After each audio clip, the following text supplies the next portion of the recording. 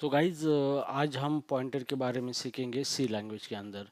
तो पॉइंटर बहुत ही difficult chapter माना जाता है। जो भी लर्नर है सी लैंग्वेज के अंदर, उनके अंदर एक पॉइंटर के रिगार्डिंग थोड़ा सा मिस होता है, लेकिन कोई बात नहीं। इस वीडियो को आप पूरा देखिए, मैं आपको बहुत अच्छी तरीके से पॉइंटर को समझाऊंगा। ठीक है। अब सबसे पहले हम देखेंगे पॉइंटर क्या होता है। तो पॉइंटर एक वेरिएबल होता है जो कि किसी दूसरे वेरिएबल का एड्रेस स्टोर करता है।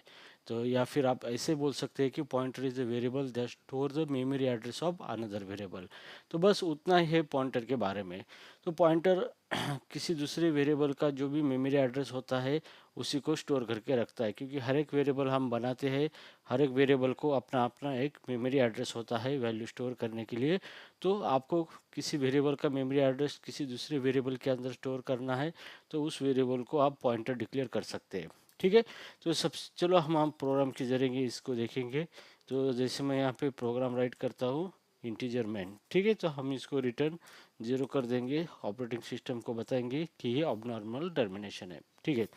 अब यहाँ पे सबसे पहले मैं एक वेरिएबल डिक्लेयर करूँगा इंटीजर एज नाम से, इज इक्वल टू मैंने यहाँ पे 20 रखा है। ठीक है। तो ये हमारा वेरिएबल है एज। यहाँ पे इस वेरिएबल को एक मेमोरी एड्रेस होता है, उस मेमोरी एड्रेस को हम क्या करेंगे, एक किसी दूसरे वेरिएबल के अंदर स्टोर करेंगे पॉइंटर के अंदर।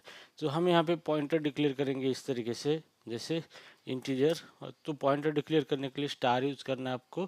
स्टार पीटीआर नाम से मैंने वेरिएबल डिक्लेयर किया है यहाँ पे इस तरीके से। तो ये हो गया आपका पॉइंटर हो गया, और ये इंटीजर पॉइंटर है, तो इसी को कहा जाता है पॉइंटर टू इंटीजर।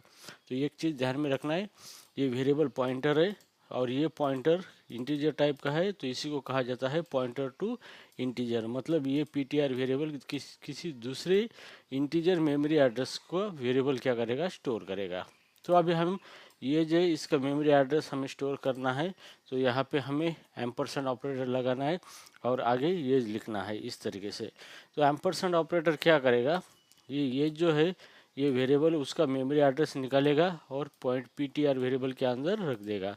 तो चलो अब हम इसको प्रिंट करेंगे प्रिंट एफ फंक्शन का इस्तेमाल करके यहाँ पे, और न्यू लाइन के ऊपर स्लैश एन और यहाँ पे परसेंट यू लगाएंगे जो कि मेमोरी एड्रेस प्रिंट करता है यहाँ पे, और कॉमा पीटीआर जो भी हमारा पॉइंटर वेरिएबल है उसको प्रिंट करेंगे यहाँ पे। तो जस्ट यहाँ पे पॉइंटर वेरिएबल हमने डिक्लेयर किया है और उसके अंदर दूसरे एज वेरिएबल का क्या किया है, मेमोरी एड्रेस हमने स्टोर करके रखा है। ठीक है। तो इसी को कहा जाता है pointer pointer declaration and initialization initialization. ठीक है। पॉइंटर डिक्लेरेशन एंड इनिशियलाइजेशन इसको कहा जाता है। ओके, इस तरीके से। तो अब यहाँ पे हमने पॉइंटर को डिक्लेयर भी किया है और उसके अंदर डेटा भी, मतलब मेमोरी एड्रेस भी स्टोर किया है और उसको हमने प्रिंट किया है। ठीक है। इसको सेव करेंगे और एग्जीक्यूट में जाके हम इसको कंपाइल करेंगे।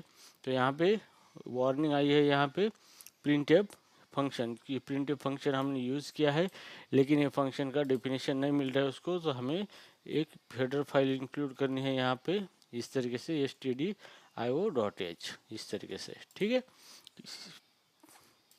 इसको फिर से कंपाइल करेंगे यहाँ पे, तो देखो ये हमारा प्रोग्राम कंपाइल हो चुका है, 0 एरर आया है और 0 वार्निंग आया है यहाँ पे। ठीक है। तो ये हमारा प्रोग्राम सक्सेसफुली कंपाइल हो चुका है। अभी इसको हम एग्जीक्यूट करेंगे, रन करेंगे। जैसे हम इसको रन करेंगे तो ये देखो मेमोरी एड्रेस इसका आ चुका है यहाँ पे इस तरीके से। ये मेमोरी एड्रेस पॉइंटर का जो भी वेरिएबल था एज, हमारा एज का मेमोरी एड्रेस हमने यहाँ पे प्रिंट किया है, जो कि पॉइंटर वेरिएबल पी के अंदर इसको एम्परसेंड ऑपरेटर के जरिए हमने क्या किया था, स्टोर किया था यहाँ पे। ठीक है। तो इसको क्लोज कर देते हैं। तो इस तरीके से आप क्या कर सकते हैं, पॉइंटर को डिक्लेयर कर सकते हैं और उसका इस्तेमाल कर सकते हैं। ठीक है।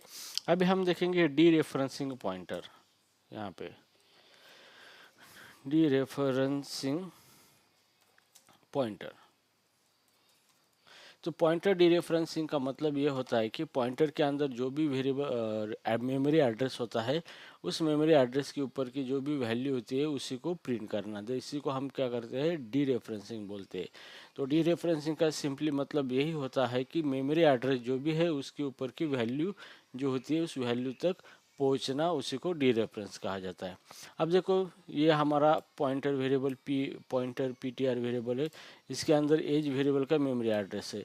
अब एज के अंदर कितना 20 वैल्यू है, तो हम पीटीआर के जरिए 20 वैल्यू को प्रिंट करेंगे। यहाँ पे डी रेफरेंस करेंगे प्रिंट एफ, और यहाँ पे स्लैश ये न्यू लाइन के ऊपर, और ये %d और कॉमा, आपको प्रिंट करना है पीटीआर।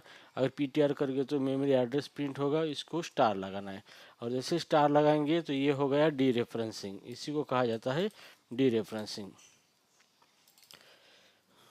इस तरीके से इसी को डी रेफरेंसिंग कहा जाता है। ठीक है, तो हमने इसको डी रेफरेंस किया है, मतलब पॉइंटर पीटीआर वेरिएबल के अंदर जो भी मेमोरी एड्रेस था एज का, उस एड्रेस के ऊपर जो वैल्यू है वो वैल्यू क्या होगी, प्रिंट होगी यहाँ पे। ठीक है, तो चलो इसको कंट्रोल एस करके सेव करते हैं, इसको कंपाइल करेंगे, और यहाँ पे फिर से 0 एरर 0 वार्निंग आया है। ओके, अब इसको रन करेंगे, रन, और जैसे हम इसको रन करेंगे तो यहाँ पे देखो हमारा आउटपुट आ चुका है। ये मेमोरी एड्रेस यहाँ पे हमने प्रिंट किया था, और डी रेफरेंस करके 20 यहाँ पे आया है। मतलब ये जो मेमोरी एड्रेस है इसके ऊपर 20 वैल्यू है, तो ये वैल्यू है यहाँ पे आ चुकी है। तो डी रेफरेंसिंग का मतलब ये होता है कि जो भी रेफरेंस है, मेमोरी एड्रेस है, उस एड्रेस के ऊपर की जो भी वैल्यू है उसको प्रिंट करना, उसी को डी रेफरेंस कहा जाता है। ठीक है, तो गाइज इस तरीके से पॉइंटर के बारे में आप प्रोग्रामिंग कर सकते हो। पॉइंटर मैंने आपको समझा दिया है बेस्ट तरीके से।